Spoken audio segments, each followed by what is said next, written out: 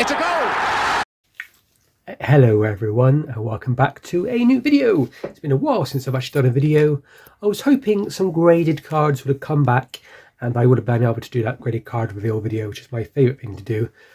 Unfortunately, I sent it off at the end of January and it's still not back from SGC. It is, March the 30th or 31st today. And yeah, rather disappointingly, they have not come back.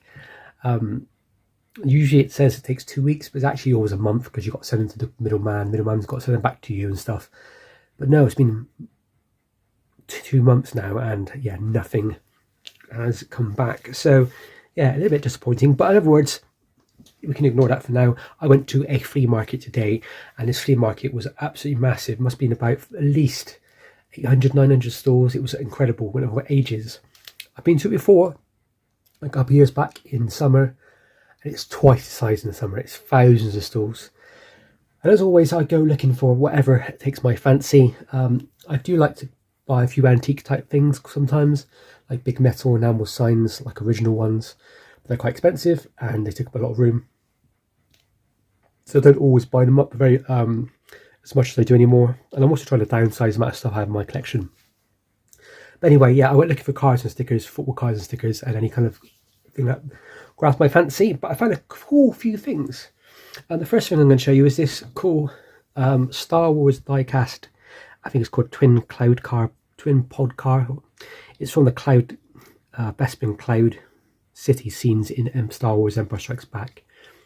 The diecast set sold pretty well actually back in the day, but they didn't make too many of them. I know they made the X-Wing, TIE Fighter, Falcon, the what's it called, Big Star Destroyer. The TIE Bomber is someone that's worth a lot of money, worth a hell of a lot of money. They also made Boba Fett's ship as well, but this was £5. Usually I don't pick these up because I find them to be usually in really poor condition. But this one looks nice. The glass looks clean. It's got a few dents, but apart from that, it's absolutely fine. It's got its feet, which is really cool. That's £3. And then something I don't rarely buy anymore is vintage games. But this is a SNES game. I find SNES games near impossible to find out in the wild. I never find them. It says £10. I paid £3 for it. I picked it up as like, I went, how much is this game here? I saw the £10. I thought, oh no. And then the guy was like £3. I thought £3. Yeah, I'll take that for that price. Nice and easy. And then the last toy I bought before we get onto the cards and stickers is this. And I've got to get my camera up high. Boom, boom. I can't really get this in the picture. It's a giant basil brush teddy bear, if you will, from the early 70s. I think 73, 74. Very popular at the time. I've seen them at toy shows go for like £80, £90. And that was only a tenner, so that wasn't bad at all. I'll be selling that at the NEC Toy Show most likely, if you will ever come to it. NEC Toy Show is in the NEC Arena in Birmingham, and it is pretty cool. One of the best toy shows you ever go to, and also I find if you don't into spending a lot of money on toys, it's actually pretty good for just looking around. It's like a museum. There's so many amazing toys, all loads of vintage Star Wars. If you're into your trains and the diecast, they got all that there. You've got Jurassic Park, Ghostbusters, loads of stuff. Always worth a good day at the NEC. I'll be doing that next in April 6th, I think it is. Anyway, bought this wall of cards. Before I go into the other lot I bought, this was £10 for the whole lot. I did not check what cards were in here, so we're going to go through them now. So this is all brand new to me. The reason why I paid £10 for them because there's like 80 cards, the guy said there, and I thought I need some of these cards from these sets. So we have a Willie Madron from Middlesbrough.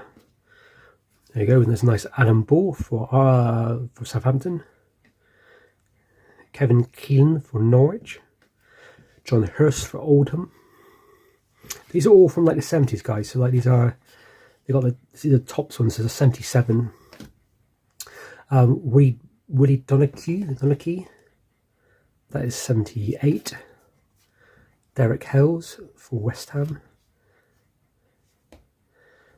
So I collect some of the earlier sets for A, B, and C ones, and I just thought, you know what, for £10 it's worth a bit of fun, isn't it? They're not bad quality as well. Mark Mahoney, Laurie Seville, Phil Boyer, Anyone I recognise I'm going to put on this side over here. In the UK, these cards are not really worth much. Some of them can be worth a little bit more if it's like a rookie card or so, but they don't really command a massive amount. I think when the cards will eventually go up in price is when people start collecting cards as sets, and either in baseball sets, these sort of things are worth more in high condition because people want to collect the set. In UK and maybe Europe as well, we don't really seem to collect sets like they used to. But I think if they ever did like a PSA, SGC ever did a registry, and then the PSA registry was also a bit more well known, I think people will start using it more. And something quite, my scandalous opinion is I think that 70s cards and players are just not collected as much. There's obviously players from like the 60s, like Cruyff and Moore and Charlton, that do command it, but I just find that sometimes a lot of these players are players that just been forgotten to time, really. There's Graham Souness.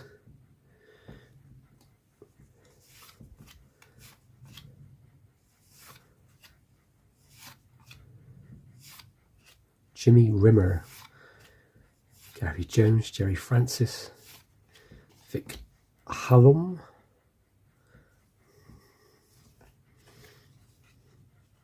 Paul Power.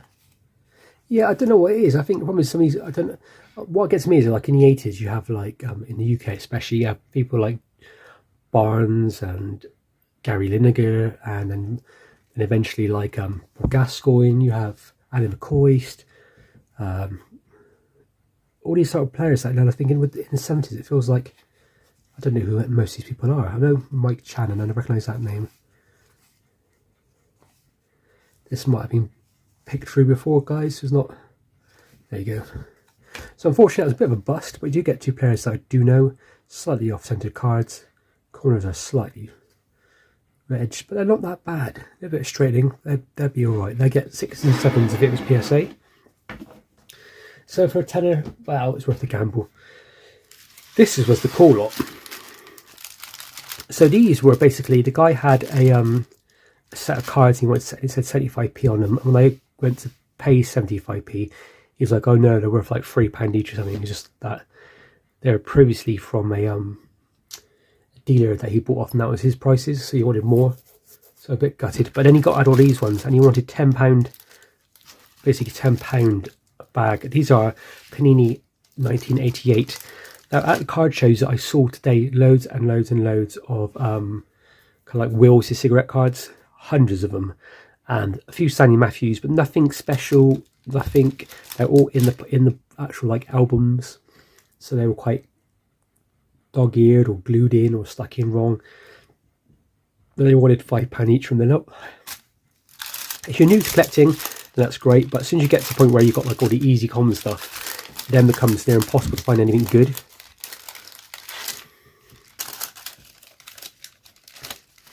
So these were basically £10 a packet. Now I went through a few of them as best I could. The guy was obviously standing right behind me, and I don't want to like let him on knowing that I was basically looking for the Gascoigne sticker and anybody I recognised. But yeah, these are quite cool. So I paid £20 for the whole lot. There's two lots of them. Dave Bassant for Wimbledon. There's a young Neil Ruddock for Tottenham. There might be his rookie card sticker. Clive Allen, Nick Pickering, Wilf Rostron for Watford, Andy Townsend for Southampton, Pat Niven for Chelsea, Bob Johnson for Luton. Nice to see Luton back in the Premier League. John Hendry, is that Wolves? Is it? Bradford City, maybe. Keith Hushin for Coventry City. Then Alexander Savarov. I actually don't know anything about this chap. Plays for Dynamo Kiev, or did. But it was worth a little look. Mike Fillery for Portsmouth. Mark Chamberlain, I recognise that name. Oh, Brian Robson. Sticker's a little bit worn. These are all Mike Thomas for Arsenal. So these stickers felt like they're like literally to pull from a pack, but they've been sat in like probably somebody's drawer for the last 35 years. Mike Thomas for Arsenal. Brian McClare, is that Celtic he played for at the time? Guess who? This Scottish striker is very highly thought of by his fellow players north of the border. That's quite cool. And it's like one of those stickers you pull out. Then we have the cloth sticker, which is really nice to have. Although it's got a bit of some kind of ink stain at the bottom there. I think it's Brian Gale for Wimbledon. Yeah, I was looking for the Gascoigne sticker, but I didn't know if it was in his set or not. Eric Young, that's quite a pork sticker. Very nice early Dennis Wise, probably his rookie. Tommy McQueen for West Ham United. Mick Mills, Tom McAllister, Dave Bassett, and Gordon Hobson. Who's the first Bassett guy?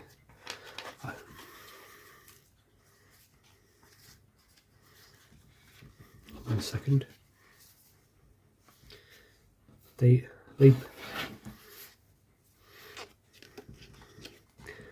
are they related to each other? Bassett and Bassett, oh, they're different names. I thought they looked like they had the same name. You know how often that happens in football, but very cool. Dennis Wise sticker is very cool. Cloth sticker is always really good. Brian McClare must be an early one. Mike Thomas is always good to have Arsenal players. Brian Robson's really cool. Don't know who that chap is. I'm going to have to do a bit of research on him. Alexandra Savarov. And we've got this pack as well, guys. As you can see on the front is Mr. Tony Adams, Mr. Arsenal himself.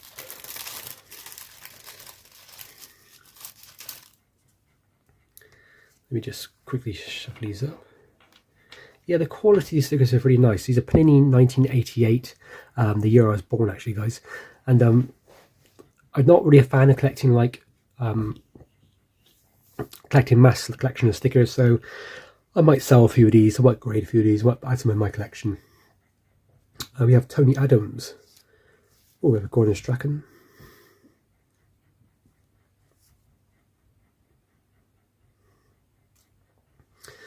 Daron McDonough for Luton. And then Andy Thorne for Wimbledon. Oh, cool. We have Clive Goodyear. And then we have a very young, is that a rookie sticker maybe, of Vinnie Jones. 1988. Then we have Alan Cork. Craig Johnson for Liverpool. And we've got Mitchell Thomas for Tottenham and a Terry Venables at Tottenham. Rest in peace, Terry. Passed away a few weeks back. Nigel Clough. Gordon Strachan again. Tony Cottee. Andy Peake with Charlton Athletic. Nigel Gibbs for Watford. A Remy Moses. Gary Fleming for Forest. Got a Chelsea player. We have Alan Hansel first for Liverpool. Slightly off centre. Kerry Dixon for Chelsea. Oh, David O'Leary for Arsenal. And then we have another Tony Adams again. I haven't actually probably looked for these guys, so they're all a bit of a mystery to me. I was trying to find the to see if there's a Gascoigne sticker, but I was looking as quick as I could, but there were so many stickers to go through. Paul McGrath, that's quite cool. Mike Hazard.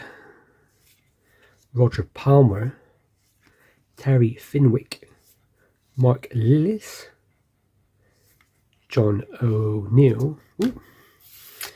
Then we have a Panini Star sticker, which I can't make it who they are. A Noel Blake. Oh, my arm is aching now. John Malby for Liverpool. Steve Coble. That was the is he the Crystal Palace manager at the time?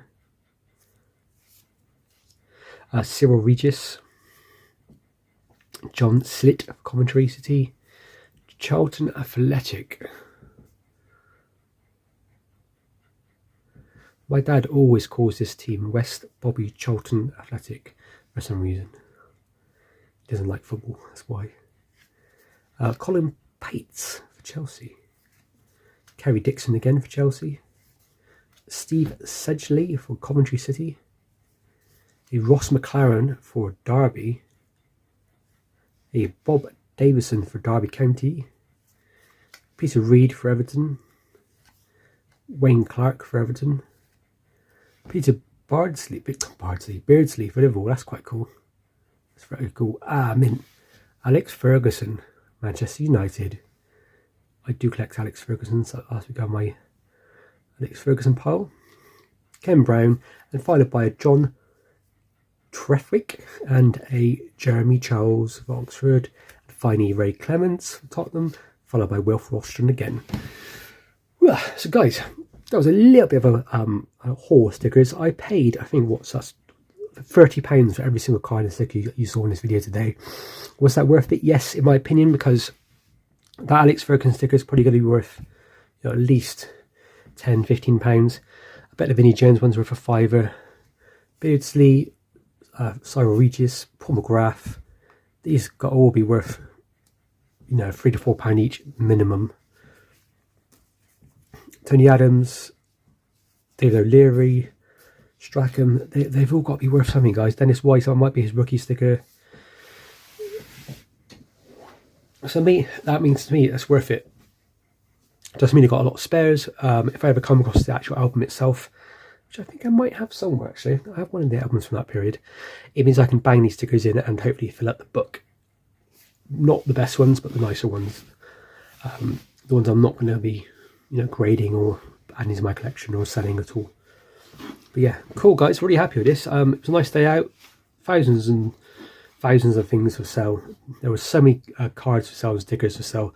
Not stickers, sorry, cards mainly, but it was all cards you've seen before if you collect vintage stuff from the 20s and 30s. Well, I think my camera is just about to run out, guys. So my favourite card and sticker from this set is probably going to be the Alex Ferguson. That's always really cool. So yeah, guys, a little sweet and short video. Thank you very much for watching. I really hope that this week my graded cards come back. Said 10 cards to get graded with SGC, as I said at the beginning, and I'm really looking forward to showing you guys. But it just I didn't imagine it would take 2 months. Oh well. Okay guys, on to the next one. See you later. Please like and subscribe. Stay safe and happy hunting.